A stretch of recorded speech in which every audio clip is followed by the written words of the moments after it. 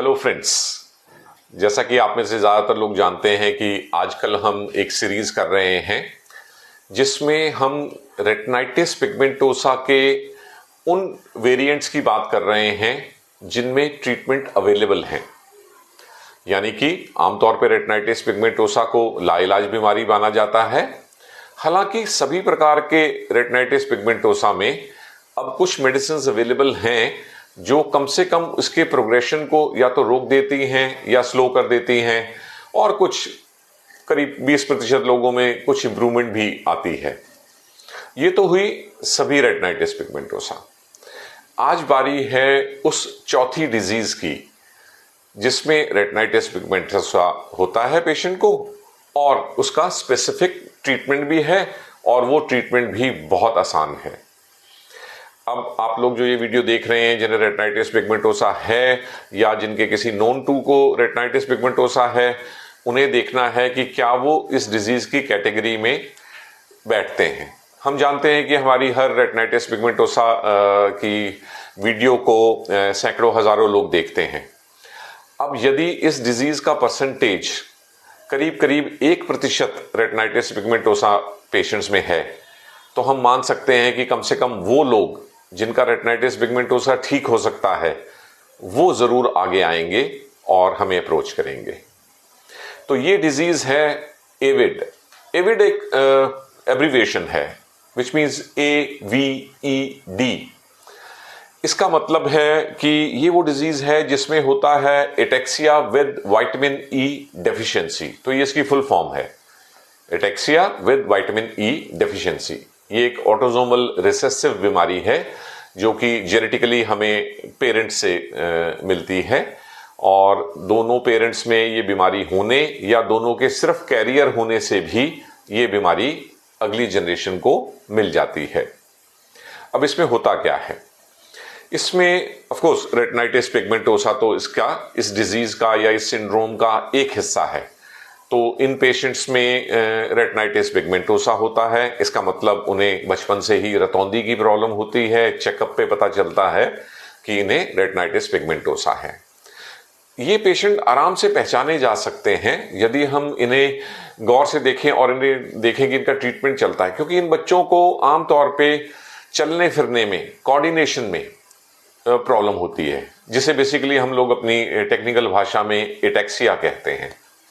सो यदि आपका बच्चा भी लंगड़ा के चलता है या उसे बैलेंस बनाने में प्रॉब्लम होती है, फिर इसके साथ साथ उन्हें पेरिफेरल न्यूरोपैथी भी होती है। इसका मतलब टिंगलिंग सेंसेशन होना लिम्स में या मस्कुलर वीकनेस होना। इसके साथ साथ ही एक बड़ा स्ट्राइकिंग फीचर होता है इन बच्चों में, वो होता है कि उनकी स्पीच क्लियर नहीं होती। स्पीच में स्लर होता है, वो थोड़ा सा इस तरह तुतला के बोलते हैं। तो यदि बच्चा तुतला के बोलता है, उसे चलने फिरने में भी प्रॉब्लम हो रही है और उसकी आंखों में रतौंधी भी है, तो हमें ज़रूर इन्वेस्टिगेट करना चाहिए कि कहीं इसे एविड तो नहीं है, यानी कि इन्हें कहीं ataxia with vitamin E deficiency तो नहीं है।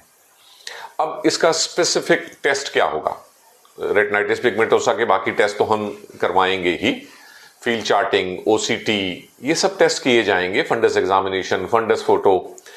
पर एक स्पेसिफिक टेस्ट जो है वो है इनकी जीन मैपिंग।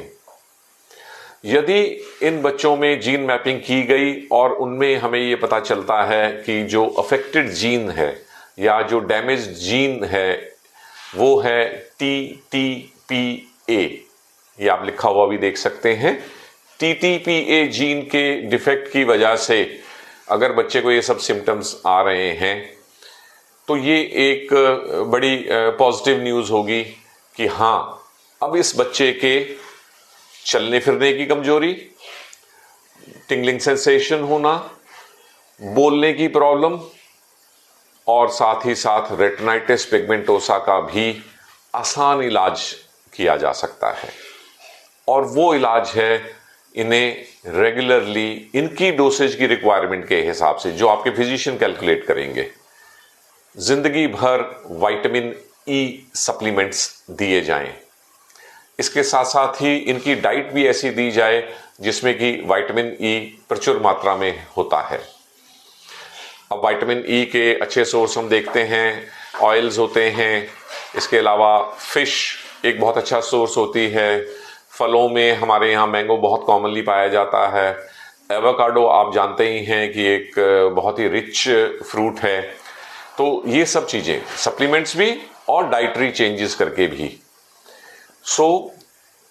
अब इसमें आपने अपना जेनेटिक मैपिंग करानी है, और अगर उसमें ये निकलता है तो फिर हमें ये हो जाएगा कि ये ट्रीटेबल रेटिनाइटिस पिगमेंटोसा है। फ्रेंड्स, मैं चाहूँगा कि हम सभी लोग अपनी नोशन बदलें कि सारी रेटिनाइटिस पिगमेंटोसा लाइलाज नहीं है। मेजॉरिटी में हम आजकल जो ट्रीटमेंट अवेलेबल हैं, चाहे वो सेल थेरेपी या डिफरेंट आई ड्रॉप्स और विटामिन ए और इसी तरह के एंटीऑक्सीडेंट्स, एनास्टाइल कार्नोसिन, एनास्टाइल सिस्टीन, इन सभी से बाकी लोगों में भी थोड़ा थोड़ा फर्क पड़ता है। लेकिन ये वो चौथी डिजीज है जिसपे हमने आज वीडियो बनाया है, जिसमें कि बहुत स्पेसिफिक इलाज है, बहुत सस्ता इलाज है और बड़े अच्छे नतीजे मिलते हैं। फ्रेंड्स, नेक्स्ट वीडियो में हम आएंगे डिजीज नंबर 5, ऐसी रेटिनाइटिस पिगमेंटोसा वेरिएंट जिसका कि स्पेसिफिक ट्रीटमेंट अवेलेबल है। तब तक के लिए बाय बाय।